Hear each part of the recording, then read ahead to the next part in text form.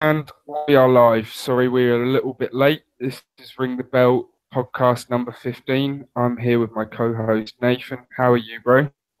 I'm all right, mate. How are you?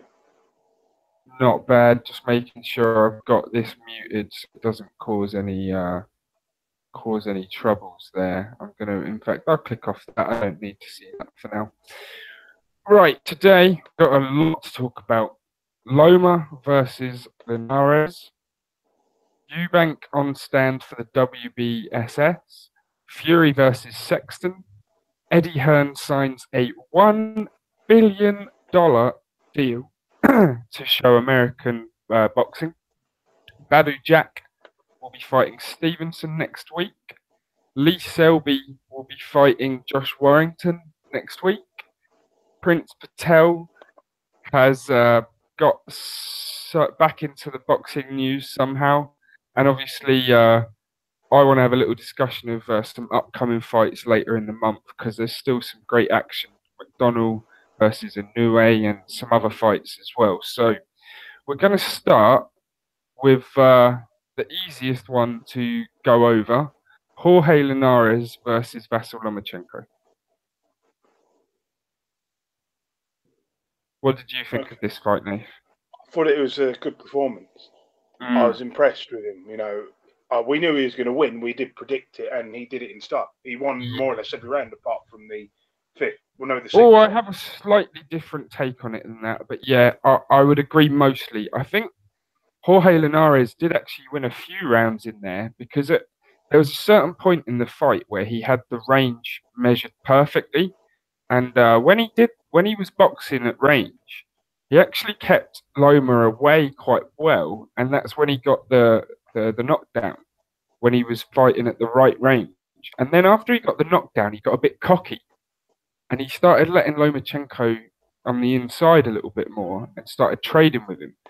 And Lomachenko's not a big power shot guy, but he will wear you down. He will land so accurately and so consistently on the same spot, it just screws you up. And that liver shot, people were saying Linares quit or he could have got up. Maybe he could have done, but I've seen liver shots paralyze people like that before as well, where you think you can get up, but your legs don't, you can't actually move your legs.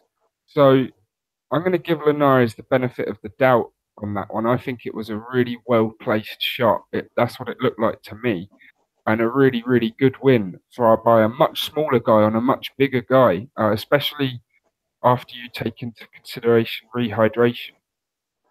Linares was above 154 in the ring. It was a good fight, I thought, but then you got to ask the question of, is Loma starting to push his luck a little bit by going up the weight? That's a question. 100%. 100%. I mean, we know Linares has good offense and he can knock down anyone in those weight classes because he's got power. We do know that. We also predicted that Lomachenko would knock him out. I didn't think it would be to the body, but I thought he would stop him. I did think that. And yeah, Lomachenko's in a weird spot now. He could stay at 135, but he'd have to drag people like Mikey Garcia. Well, Mikey Garcia has said he would fight at 135, so that wouldn't be too hard to make. But he can't really move up any further. I'd be really worried about putting him in at 140 against Mikey, against even Josh Taylor at 140. It's such a huge size difference at that sort of level. It would be a bit worrying. So for me, he should probably either look for a big money fight at 130 or the biggest money fight at 135. Probably Mikey Garcia at this point, isn't it? That's probably his best option. Definitely, yeah. I think he could probably move up to super lightweight, but then if he went to welterweight, then he'd really be pushing his luck. He'd be I think at 140 he would struggle too, man. I think and the other thing is those guys aren't names. Well, those guys aren't names. You've got Josh Taylor and Progra and Postol. Those guys aren't paper. They're not the same as Mikey Garcia, and so he'd be going up to fight much bigger men for not the same sort of level of fight in terms of media attention. So I can't see it as worth it for him because he could lose a fight against a much bigger guy, and it would be like, well, you lost to a nobody. So it wouldn't. I don't see like if Josh Taylor beats Postol, and then Josh Taylor beats Prograis, or Prograis beats Josh Taylor, then maybe the winner of that fight could easily fight. Could easily be made into a big fight for Lomachenko, but it's not really there for him yet. Puts Luke Campbell in a rather good light, doesn't it? This fight with what Linares did, it makes you realise how good Luke Campbell is. Sure, I think a Luke Campbell-Linares rematch isn't too unlikely, but I've heard Luke Campbell's calling out Ivan Mendy, and I've said for years on your channel and on my channel, he should go and rematch Ivan Mendy. Oh, definitely, yeah. He'd win it now. Yeah. You should always avenge your losses. It's a good thing to do, so yeah. I'm happy about that. So obviously there's a lot out there for both guys still. Jorge Linares, you don't really lose too much credibility when you lose to Lomachenko, do you? So Linares can still obviously get big fights at lightweight. He could rematch Luke Campbell, and there's all sorts of other fights out there for him. So he hasn't lost too much shame. Vasyl Lomachenko was even talking about a rematch possibly with Linares. So maybe really? they'll do a second. Yeah, I don't think it's needed. I don't think it's needed, but if they want to do it, it's not a bad fight. I think I think Linares could be more sensible on the inside and not engage on the inside in a rematch. So there's interest there, but it's I'd like to see Linares get a win against someone good before going straight back into that fight. So do you think that Lomachenko could easily find, like you say, a belt holder like Mikey Garcia did at super lightweight and possibly at welterweight and get a title, and then drop back really, down? not if Josh Taylor and Prograis have those belts, because they're young, huge 140s that will probably finish their career at 147. And so you're talking about a guy going up to fight huge 140s that don't have big names yet. No point, is it? Maybe if they get a bigger name for themselves, Taylor or Prograis, there's a chance there, but it's not on the cards right now, I don't think. I think Mikey Garcia has to be next, really. Okay. It's the right fight at the right time. Okay.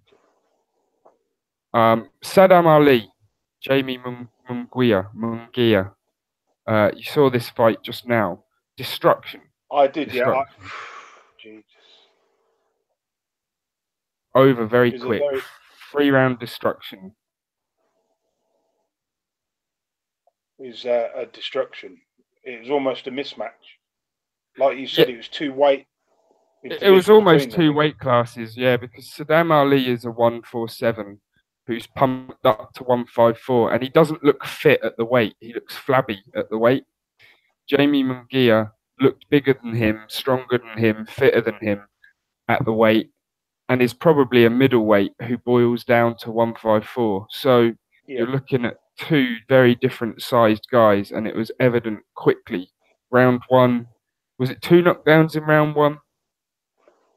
Yep, and then one knockdown in round 2. Round 2, and then over in round 3. Big hook. No, it was another knockdown in round 3, and then there was another knockdown in round 4. I probably got that wrong, but yeah, I think you're right. I think you're right. I think Saddam Ali, he showed heart to keep getting up, but there was no way he was going to win that fight.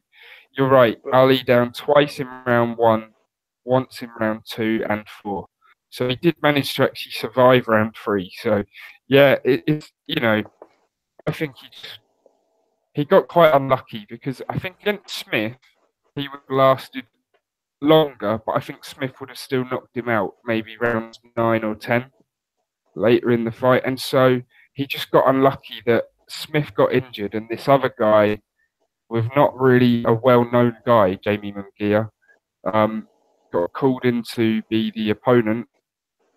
And he's had a bit of a steal there, because Saddam Ali is not really a 154 fighter, so he's got quite an easy belt and an easy way to the top of that division. But we did say that he wasn't going to have the belt long, didn't we? We did say that. Yes, I thought Smith would beat him for it. Yeah, Smith's exactly. saying he will fight this Jamie Mungiua guy. No problem. He's still next in line for that title shot. So yeah, it's interesting. It's interesting. I think he could win that. I think Kell Brook versus Mungiua would be a great fight too, actually. So there's some interesting developments off of that. It's good to see. Before we move on, there is one thing that will make you laugh.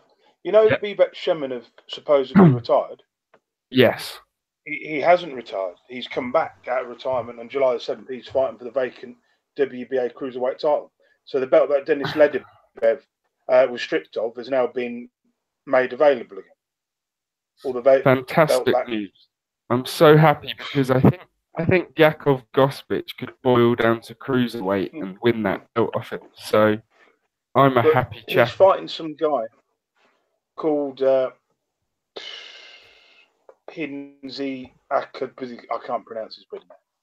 Butchering his name. Fair. He's from Turkey, and I've never heard his record's 30 wins and 1 loss, and he's only fought bums in Germany, but he lost to Glowacki, and other than that, he hasn't fought anyone. So that's the end of that then. Yeah, what are your thoughts on the WBA? My thoughts becoming available. My thoughts are the WBA need to get rid of that belt. What are they doing? Yeah, it's painful. It's painful. I almost don't even want to talk about it because we're talking about another situation like a Quendo Cha, really, where you've got 2 retired guys coming back out. Yeah. Because they've been offered 1 final shot. But yeah, it's not a great fight. I've never heard of the guy he's fighting. So I expect him to probably win that title. And then there's an easy cruiserweight title out there for someone else, I suppose. But it's not a good look for the WBA that they keep doing this. It's so stupid now. We'll move on. It gets to be a headache. Eddie Hearn. No, we won't do that one yet. We've still got a couple of fights that happened. Did you see Ray Vargas versus Azet Hovhannissian? I didn't. I forgot all about it. Who won? So Ray Vargas, he won the fight 116 to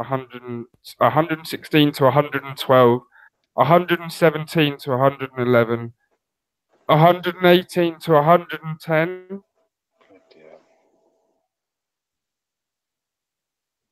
World Super Bantamweight title. And the thing is, I don't think he won it that clearly. Hang on, I'll be back in 1 second, man. Okay. Luke will be back in 1 second, people. Yeah, sorry about that. Yeah, so he won the fight quite clearly on the scorecards, but when I was watching it, Azet Hovhannissian, in my opinion, he won more rounds than that. The scorecards were way too wide, and I don't really know why they gave the fight so wide. It's an odd fight. Ray Vargas is an odd guy. I don't really have a lot of he's rated very highly in the super bantamweight division, but I don't really think he's all that good. I think Isaac Dogbe would probably beat him. Luis Neri would probably beat him. Magdaleno, I don't know. I think that would be a much different fight. But yeah, I don't really know what to say about it because Hovhannissian's just this 14-3 guy from Armenia, and he was giving Ray Vargas fits in there at times. So it's hard to know what to make of Ray Vargas. I don't really think he would beat. There's certain guys I don't really think he would beat. I know he beat Gavin McDonald for that WBC title, and he looked good doing it, but Gavin's not as good as Jamie. We've always known that. And I'd expect Jamie to smash Ray Vargas up if they fought. It's an interesting division, that really, isn't it? Yeah, especially because they can move up really easily to 128 quickly. Do you know, like it happens fast as well. Yeah. You've got that Diego De La Hoya. Is that Oscar's That's son? his nephew. Yeah, that's his Nephew. I Right. believe. So yeah, he's in the division. He's in the top 10 now as well. He's So high rated as well. yeah, he's 20-0. I mean, he's beaten a few people. Randy Caballero. You know, he's beaten some okay people, but he's in Randy the top Caballero was a name at one point, wasn't he? At one point, you know, he at was one point, fairly decent. for sure. But yeah, so he's beaten some people. You know, it's a good top 10, that division, and the division above it. We'll come on to that. And the division below it as well. That's the other thing. Like some of these guys can make that weight as well. That's what's interesting. So, that was most of the fights that happened. Oh, I'm getting Facebook.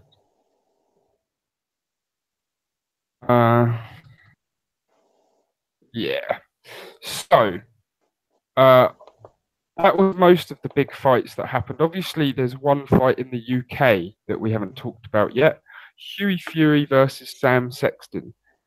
This was over within 5 rounds, and Hughie Fury, he looked good to me in spots.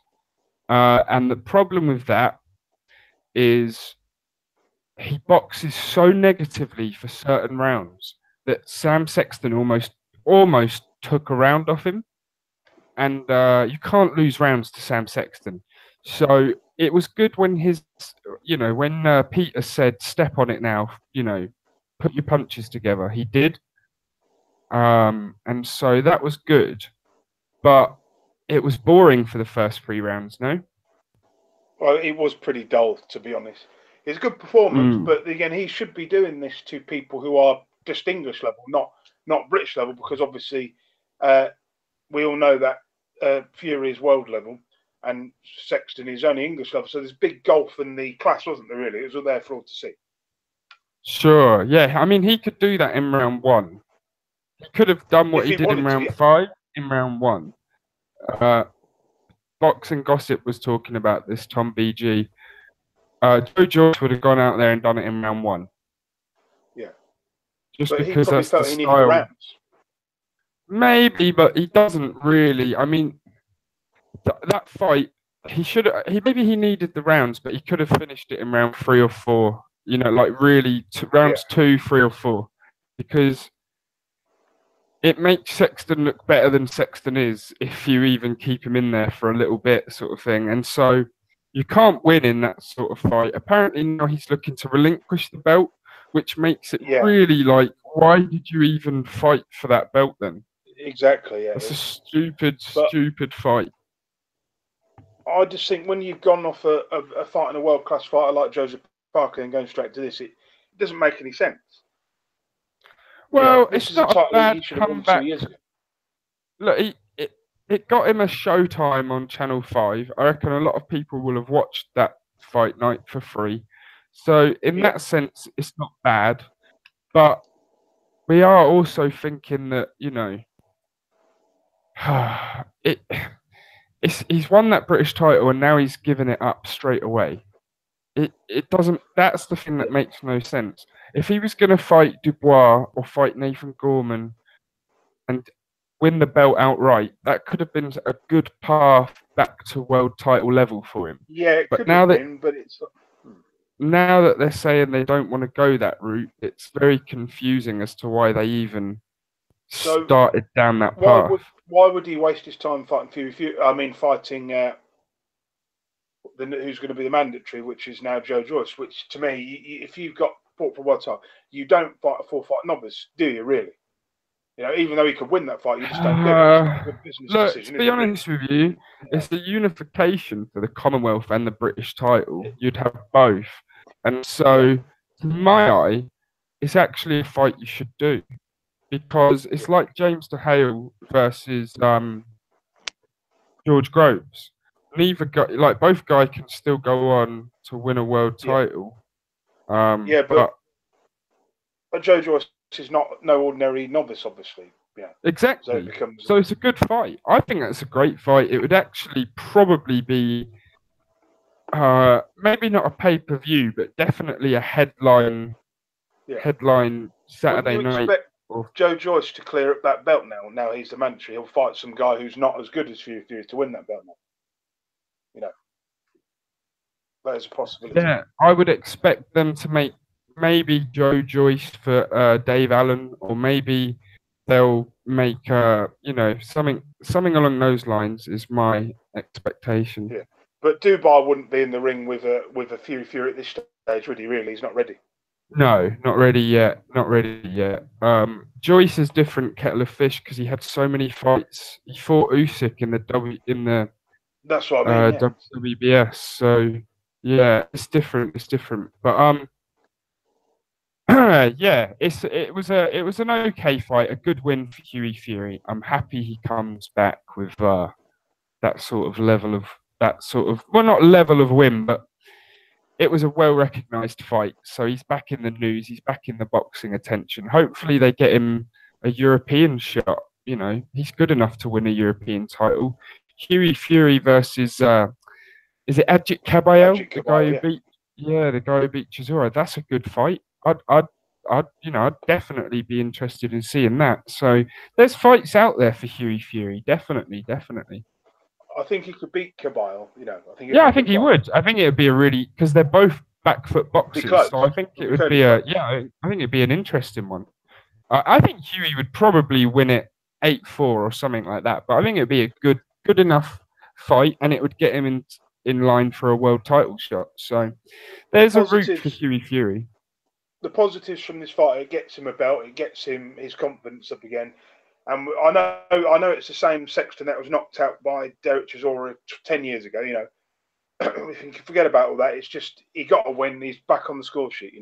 I mean, it was a particularly good right-hand finish as well. Leant back on the ropes, he dodged Sexton's punch, and then bam, with a short, sharp right hand. So it was a good knockout, and maybe he needed that for his confidence in terms of being more aggressive in fights. Maybe that will be the motive. Now that he knows he can knock guys out with one punch, maybe he will be more inclined to try and do it. So in that sense, it could be a blessing, really, that level of fight. So yeah, in my eyes, it's not a bad. There's not a lot of negatives to take away from it. Obviously, it's going to be hard to get him into a world title shot, but there are routes for him. Let's forget his age. Yeah, he's so young. So he's got all the time in the world. They've got, no rush with him. Let's move on to a topic that's going to make us both laugh, and we're going to cover two topics really in one. Eubank Jr. He's getting a bit paranoid. He's getting a bit weird. He's getting a bit out there with some of his thoughts. Did you saw the video where he's warning burglars not to come to his house? It's a particularly weird video. One of the top comments was, "Shut up, you muppet. Billy Joe Saunders would clean that place out in 5 minutes," which I thought was funny. And then another top comment was, "I've got a chub lock, you chub." Why are you talking about your home security, you weirdo? He's an odd guy. But the reason we bring him up is because apparently, oh my God, this is a two-part pronged attack. It's actually going to link into many things. Here we go. Prince Patel teases that he's been offered a World Boxing Super Series spot. Chris Eubank Jr. teases burglars. Because obviously Eubank Jr. has been announced that he could be the finalist against Callum Smith. And I think this would be a terrible, terrible thing for the tournament. What are your thoughts on this? I think, what the hell are they doing? Why would you call back a guy who lost so convincingly in the semi-finals? Is it to do with his name? It must be because they think that he's stealing another payday here, isn't he? That he doesn't. Here's the problem. I like him. It would absolutely sell well. Eubank Jr. versus Callum Smith. Even though Eubank Jr. lost, he's still got the name recognition. He's still well known to the public, and probably would sell well. It's not going to sell as well as Groves Smith because obviously Groves won, and people will be Smith angry about the replacement. But it is more still will dangerous do. than Groves, in my opinion. I really believe he is. I don't know anymore because Smith has a problem where he weighs 180 pounds, 190 pounds, and he's trying to cut down to 168. Admit he's going to do some serious damage to Eubank if they get in the ring.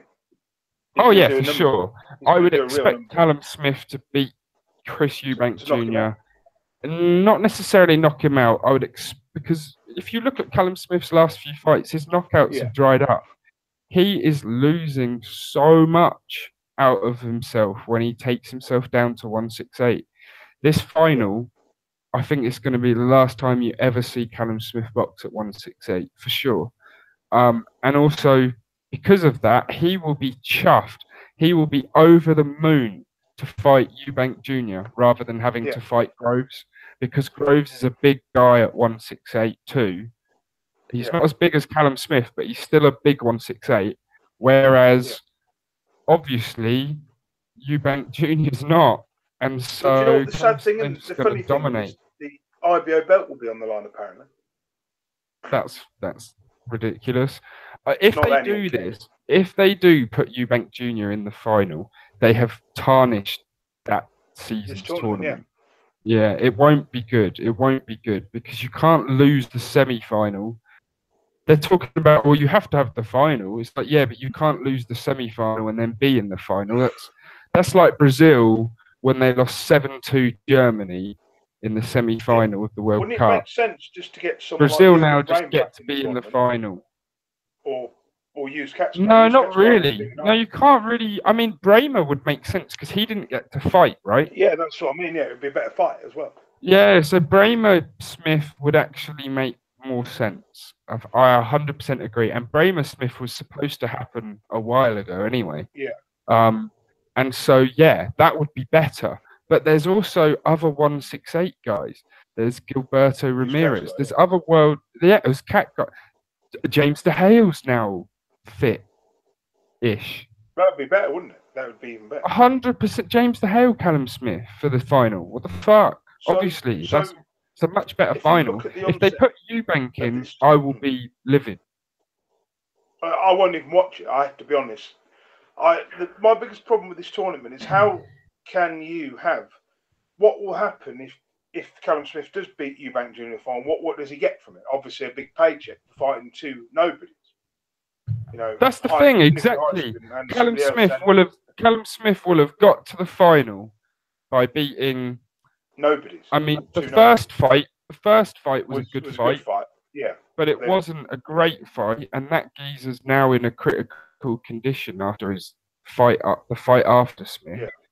Yeah. Then he beat a kickboxer, and then he gets another replacement. It's awful for Smith. It's so unfortunate. I feel bad for him because he deserves better than that. You know, obviously he's making a lot of money out of this tournament, isn't he? You know, a couple of million out of this tournament. No, more than that, man. The winner gets 25. No, the winner gets $25 million for each weight class. Really? So it's about 12 million pounds, 15 million pounds, then, isn't it? It's more than that.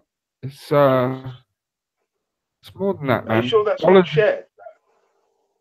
I'm sure because it's $50 million altogether, and this next season's one is like, I think there's like even more. So I'll have to look it up, but I'm pretty sure the winner of the WBSS gets 25 million for each weight class. So what sort of fights can Smith get if he wins? Obviously, he can get a fight against James DeGale, which I think he would win at this point. I really believe he'd beat James DeGale at this point. Then.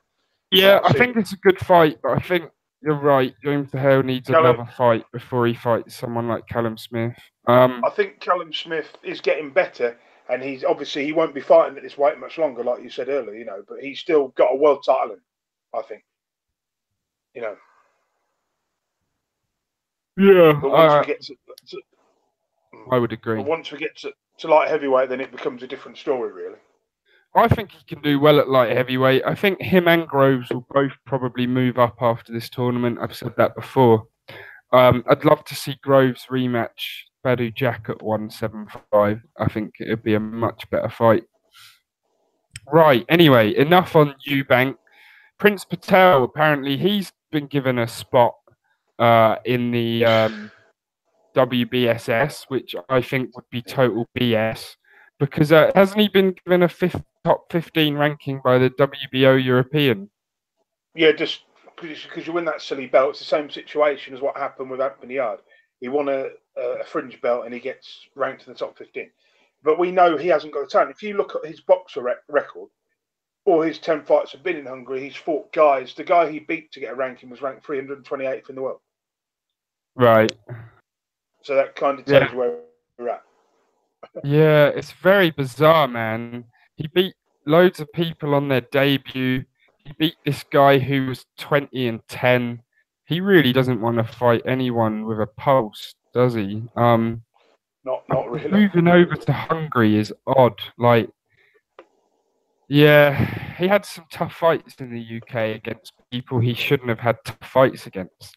I remember this fight against that he had a draw against a guy who was like 3-5. So yeah, I mean Prince Patel's a weird guy. If he gets a shot at the the WBSS, then he's gonna get found out fast. I think that's my opinion on that. I look at Prince Patel and I don't think he'd win a British title. Seriously. Probably not. I mean, no. It depends on if he could get a vacant shot or just what's going on. But he is a weak fighter when you look at the rest of the domestic people. He's ranked 16th in the UK. I mean, yeah, look, it says to start an introduction, Prince Patel began his career fighting in Britain, where he's based, and pissed off a lot of people before uprooting to Hungary, which is where he has mostly been seen or not seen since 2017. But it's predominantly Hungary where Patel can be seen or not seen, bashing up ill-equipped opponents about whom little is known. In fairness, he's beating these opponents, substandard though they may be, with ease, getting the job done quickly, and has also been extremely active of late. In fact, in just 5 months, Patel managed to box 8 times. That is quite impressive. But it's the level of the opposition that's not impressive. This is where the problem lies. I think I mean, do you think he could beat Stuart Hall? I mean, in all seriousness, right now, no. That's what I mean. No, not really. I mean, he's ranked above Haroon Khan. He could fight Haroon Khan, and he'd probably lose to him. Yeah, there's lots of fights he'd lose to. I don't really have a lot of hope for him. Neither do I. Do you remember when he appeared? He was on Steve Bunce's Boxing Hour about 2.5 years ago. That was the thing that he pissed. That was the thing that he pissed everybody off with. Charlie Edwards beat him 8 times in the amateurs, from what I've heard. They fought 12 times, and Charlie Edwards beat him most of the time. So, yeah, I don't really think there's much doubt that Prince Patel would probably lose at British level. Let us move swiftly on from these Muppets of the sport because they're bringing me down. 2, Eddie Hearn signs a $1 billion streaming deal in America. This deal sounds fucking awesome, man. There's going to be 16 fights in the US. And it's a new platform called Perform, which is like a sports streaming service. And so there's not going to be pay-per-view for any of those fights in the US. They're also going to show 16 shows from the UK on the US, and all of the US shows are going to be on Sky Sports regular, not pay-per-view. And so this is a huge deal for Sky, for Matchroom, for Eddie Hearn. They basically now have the biggest budget in boxing, and they're going to be signing everyone. It's going to be insane. I'm looking forward to it. I'm predicting. Gervonta Davis keeps talking shit about Mayweather, doesn't he? I don't know why. Well, I don't know why, but I know that he does, and I'm predicting that people like that are annoyed with their promoter are probably going to be looking to sign with Eddie Hearn, because when you bring $1 I billion don't to know. the table, it's You know another what? realm. When I look at Eddie's foray into America, I'm thinking, he's obviously kind of stepping into the unknown a little bit, isn't he, with this? I think he can do it, but it's going to be tough to win the American title. I don't think it's going to be that tough, man. What you do is you find local stars like Pregra. You find the guys, he fights in New Orleans and has a big fan base already. Look at what Eddie Hearn did with Josh Warrington and the Leeds Stadium. Look at what he did with Brooke at Sheffield and Tony Bellew at Everton. If you can attach a footballer a boxer to a local football team or a basketball team, then you can bring in those fans as well. And there's a lot of untapped potential in those sort of terms in America. It's stupid that the only fights you can go and see are in Vegas or Madison Square Garden. I think Eddie Hearn's going to change that, just like Bob Arum has tried to change it by putting fights in Alabama and all sorts of other places. It's it's like I say, it's a tough one. For me, it's not. I think he's going to smash it. I think he's going to do a great job. I think he's going to do a great job. I'm looking forward to it. Don't get me wrong. Yeah, I'm looking forward to it. It's 16 extra fight nights on Sky Sports, so we really can't complain. It's not going to interfere with the already programmed Sky Sports stuff, so I don't think we can moan at all. It's just extra boxing for everyone. And hopefully the app Perform or the service, whatever it is going to come to the UK as well, because I hear it's not just boxing, it's going to be all sports basically. So it's a big deal, man. It's a big deal. It sounds great. Sounds great to me. What do you... Yeah, so no, go what for are it. the long-term effects in the next couple of years that this will have on Matchroom as a boxing promotion? They're going to sign 30 more fighters. They're going to have an American stable and a British stable. So it's pretty impressive how Eddie Hearn's taken it from a small-time not a small-time operation, but a small company in England, to only being big in Britain, to now being global. It's amazing what he's done with his dad's company, really, isn't it?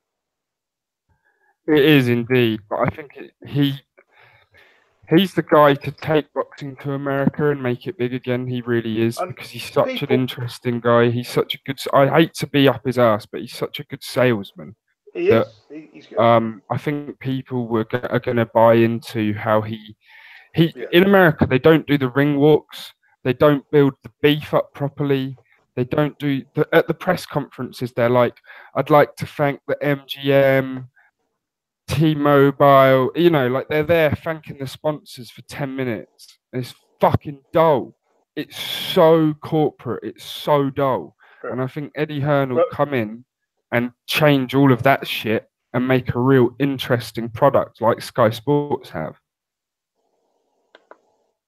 But in this country, we've come to respect him and like him. He's a character that people love to boo and hate, but they don't really hate him. I don't think anybody he's really a pantomime villain, isn't he? He's a pantomime villain. Yeah, for sure. But promoters always are. It's a love-hate relationship. When they put on a good show, everybody loves them. When they put on a stinker, everybody wants to fucking hang them up by the shoestrings. So it's always like that for promoters. But I think he's going to do a great job in America, man. He gets the social media game of trolling and poking fun at people. He's going to do it the right way. And on that note, we have to talk about a big fight in America coming up. Badou Jack versus Stevenson. Now, I'm really excited for this one. I personally think Badou Jack is going to beat Stevenson up quite badly. Stevenson has looked slow in his last few fights. He avoided good competition for so long that I think that now when he steps back in against good competition, top competition, it's going to be too much for him. And I think Badou Jack will show that. We all know Badou Jack was a monster at 168. He's going to be a big 175. He's not going to be a big 175, but he won't be small. And so Stevenson's not going to bully him in the ring. And I think Stevenson has relied on that for so long that he's going to be shocked. Like you say, Stevenson hasn't fought anybody in years and when years. was the last and time years. he beat a good person? 4 or 5 years ago. From far, it was, he decent enough, but it's been 4 or 5 years since he had a real fight, and that's going to catch up to him, I think. But I am excited to see it.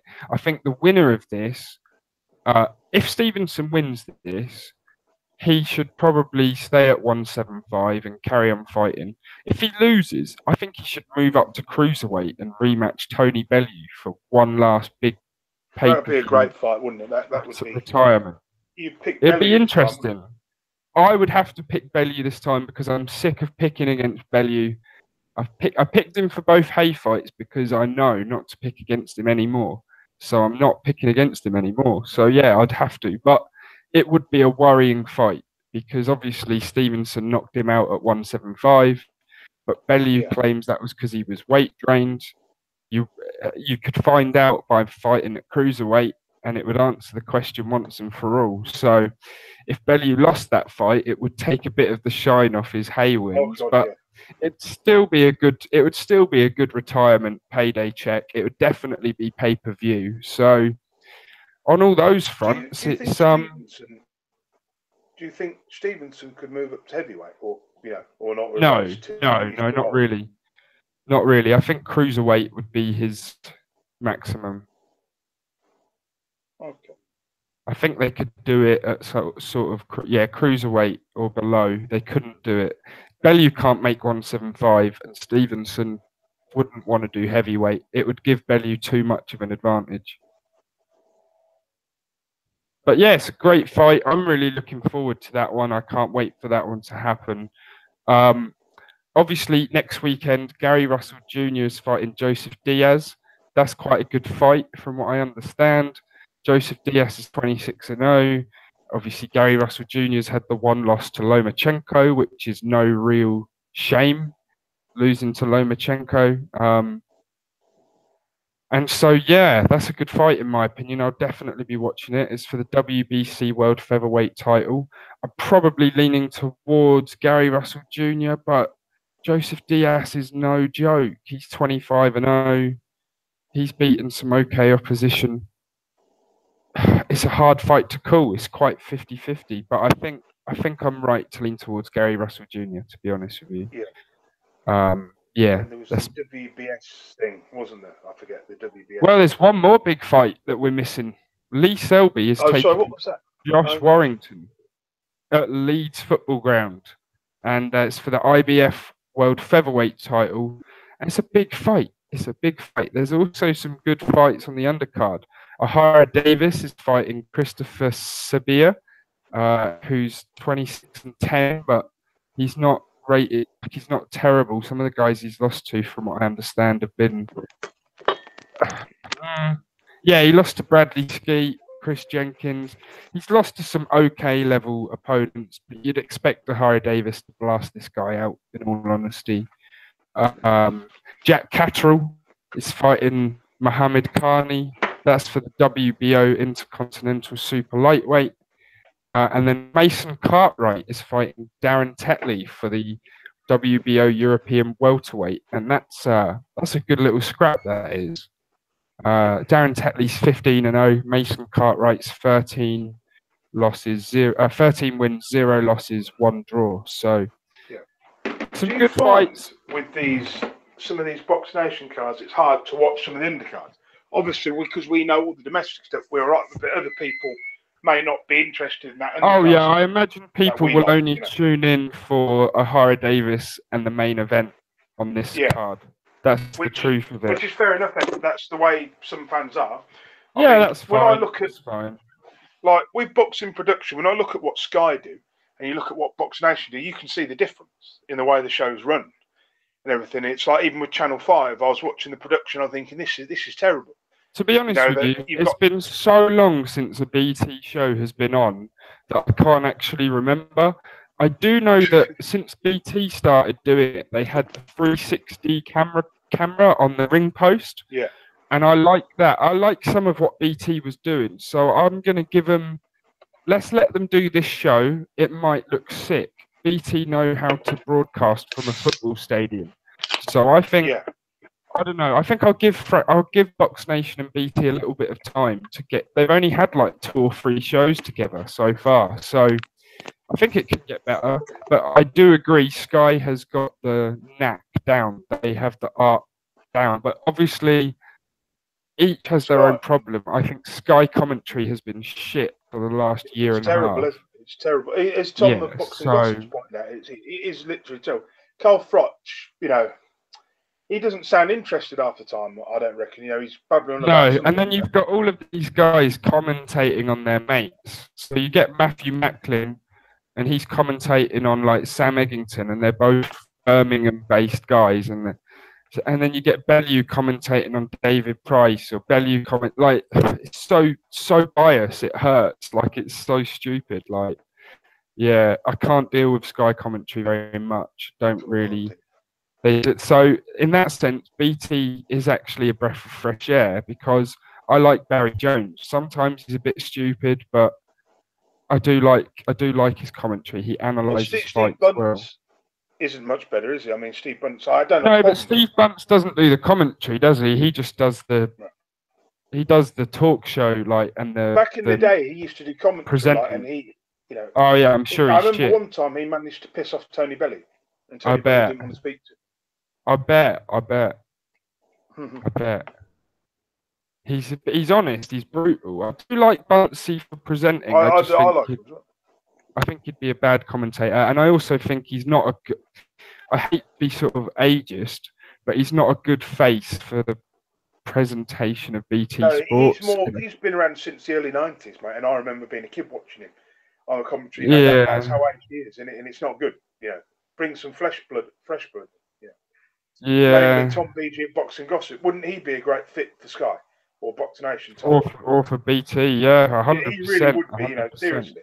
I don't know why nobody's ever called him out and offered him the job, you know. But anyway, that's down to them to do it. For sure. Right, I wanted to talk about 2 more things, and then I do really have to get off. Rodriguez, Burnett, Tete, all set for bantamweight WBSS. This is looking to be a great one, and it leads into something else we want to talk about.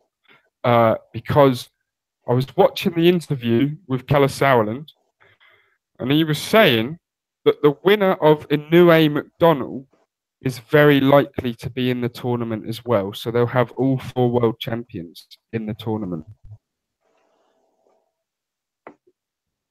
Okay. So that's a great tournament, isn't it? It's the best one. So if you can get all 4 world champions, the winner is guaranteed to be the unified champ. That's such a good thing for the sport of boxing. If you can keep making that happen, I'm so happy about it. So obviously we've got Rodriguez, who's the guy that just beat Paul Butler, very convincingly. So convincingly, Paul Butler may or may not have pooped himself. Burnett, who we all know is a good talent, has unified belts before, but unfortunately got stripped of one of them or had to give one of them up. So he's only got 1 belt. If Joe McDonnell beats Inoue, will he be in the tournament? Because obviously he's one of the other champions. Yes. Okay. And if Inoue beats McDonnell, he'll be in the tournament. The winner of that fight will very likely be in the tournament, and possibly even the loser, because the loser of that fight, if it's still a close, you know, if it's a really close fight or a close points decision, then the loser will still be highly ranked too. So the loser of that fight, well, I hope not, because you'd imagine it would be a first round knockout by all 4 of those guys, right? Inoue, McDonnell, Butler, Tete, Rodriguez, all of those guys would all knock out Prince Patel in round 1. Who do you think would be favourite for this tournament? On paper, it's got to be Tete, but I would pick Rodriguez as the dark horse to win this. You know, I think I'd agree with that, but obviously obviously I'll be rooting for Burnett. Or Yeah, well, same here. It's hard for me because if McDonald's in it too, then I will be rooting for McDonald and Burnett because I really like McDonald. But um, yeah, I think you're right. I think Tete will be the favourite. Rodriguez is definitely the sort of dark horse. If you're going to have a cheeky bet at the start of the tournament, I bet you can get good odds on Rodriguez, and he's as good as any of them. So, yeah, it's a good tournament. This one, I'm super excited for it.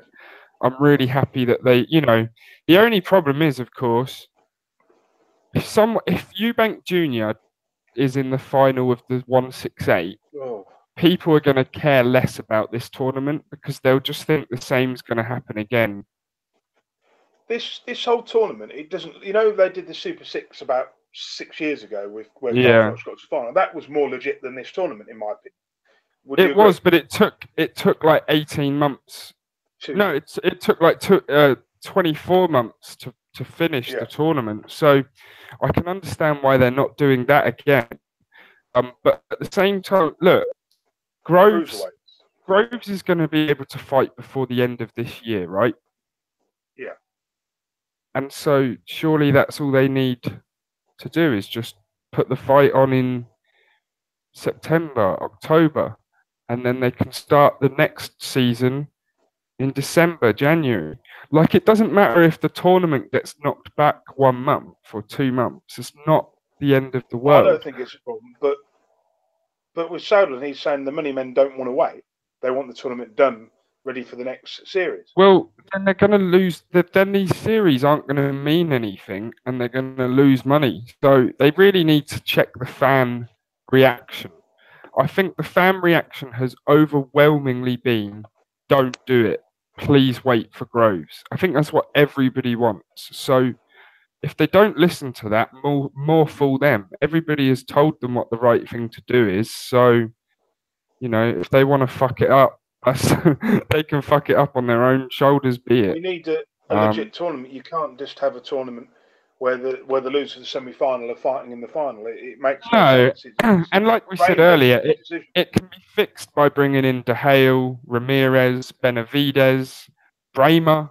There's a load of guys that could be brought in to resolve the issue in a more sensible way. So let's hope they do the right thing. There's two right things. Delay the tournament or give the fight to someone else who hasn't yet been in the tournament. If they give the fight to someone who's lost in the tournament, that's dumb. Very dumb. That's dumb. So, yeah. So obviously, Inoue McDonald's a big fight. That's happening out in Japan.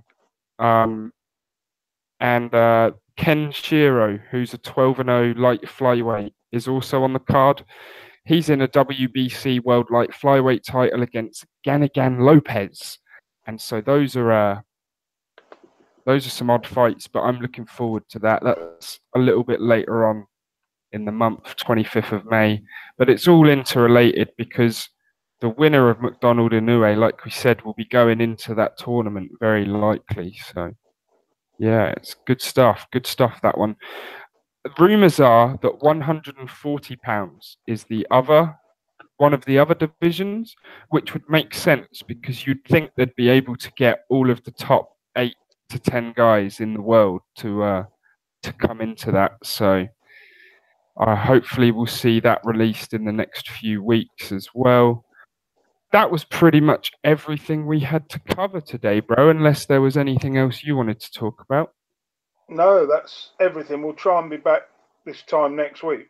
Yeah, for sure. We'll cover Lee Selby, Josh Warrington, Gary Russell Jr., Joseph Diaz, and Adonis Stevenson, Badu Jack.